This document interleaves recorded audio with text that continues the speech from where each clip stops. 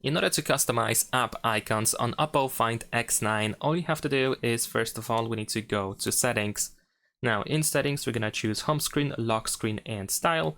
And then in here, if you swipe up, you should be able to find the icons option. First, at the top, we can choose the theme for icons. So you can go for colored icons, we can go for radiant, and so on and so forth. You can also open more in order to go to the store with themes, and you can change the whole theme on your phone, and this also includes icon themes. However, I think these options that we have up here are actually decent enough. So for example, if you choose the flux option, you can go for wallpaper colors in order to try to choose a color that matches the wallpaper.